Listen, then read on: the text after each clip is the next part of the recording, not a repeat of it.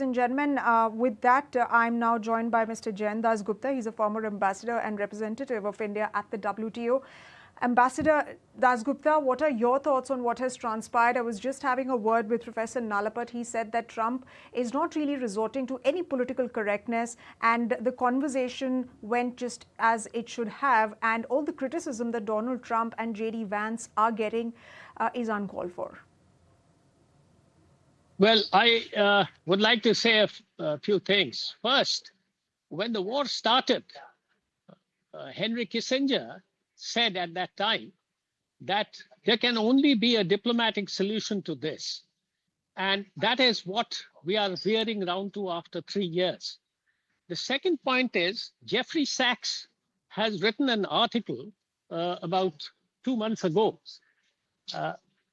He's described what happened since 1990 after the fall of the Soviet Union and how the West has been betraying, Russia in a sense that NATO will stop its expansionism and will, not include other countries in Eastern Europe, especially those neighboring Russia, to have, their missile bases and their troops there.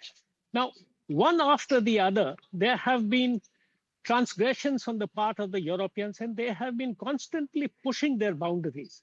At the present juncture, if you look at it, they realize that they can't carry on with the war. They don't have the money, they don't have the economic heft, nor the military heft to tackle Russia. So what they are saying, and Keir Starmer, then Macron, they have talked to President Trump, and they have been saying that you please carry on with this war, which means that you please keep pouring money, and we will also support. And the Australians, laughably, have said, we will put in $1.5 billion of military aid for Ukraine. Ukrainians are dying by the hundreds of thousands. And it is all partly because of the European insistence, West European insistence, that they will keep extending their boundaries of NATO right to up to the doorstep of Russia. So the US administration, of course, for various reasons, amongst them the military-industrial complex, which benefited hugely. It has been estimated by the Kiel Institute that the US has poured in about 119 to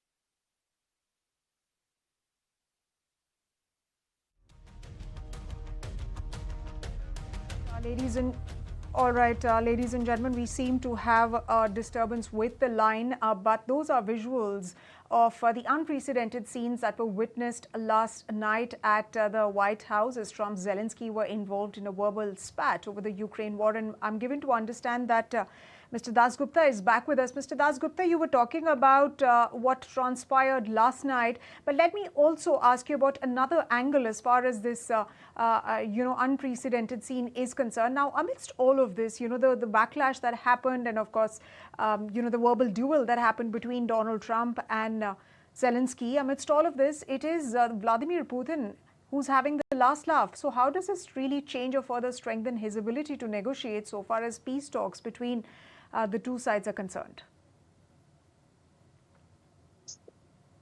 I think there are a few points which I must mention. One, that Ukraine can't fight this war just by banking on the support of the Europeans. The Americans have to support. So if the Americans decide to withdraw support or withdraw their military aid, the war will come to an end. So that is one thing. The second point is that President Trump and Vice President Vance were both very undiplomatic.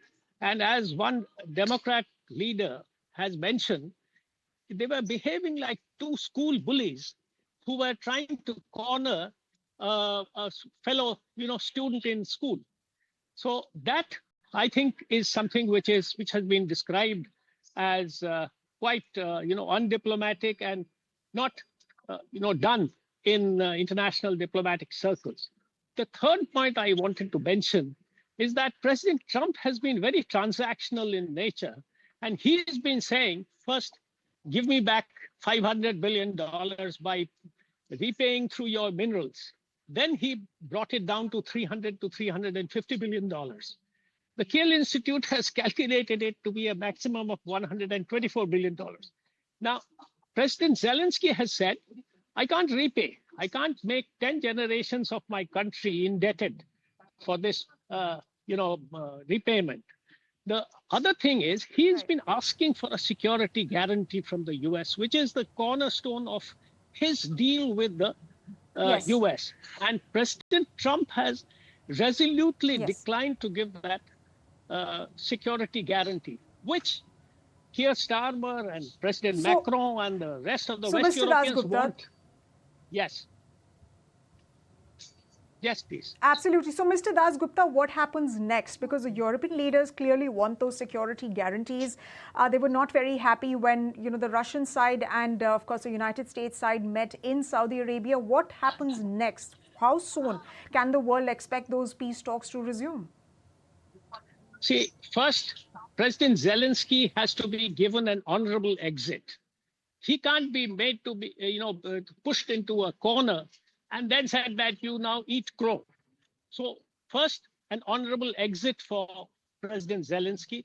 The second thing is the Russians have occupied about 20% of eastern Ukraine. And President Putin has mentioned 2 days ago that, he is open to investments from, for critical minerals, etc., and including in the new areas, which means 20% of Ukraine, which Russia has occupied. So that is going to be the biggest sticking point, that the Russians are not going to vacate Donetsk and Zaporizhzhia and eastern Ukraine. So that is where I think President Trump will have to persuade and try to see if he can find a solution. And whether President Zelensky will agree to cede that part of Ukraine. That is another huge problem. So I think basically the war can end, but Russia and Ukraine have to agree to this. And Western Europe has to stop acting, in a manner of, agitating the whole matter and, acting as the agent provocator in this whole thing.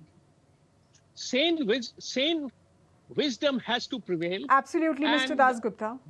Right. Yes. Absolutely.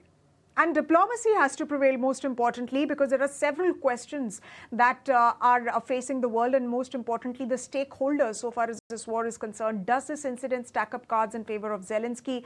You have the European leaders who are saying that the world needs a new leader. The free world needs a new leader. So what happens to that? So lots of moving pieces, but appreciate you, Mr. Dasgupta, for joining us on this broadcast and decoding that incident and what it really means for global diplomacy, for peace talks. How soon will they be able to resume, and what happens to Europe's side?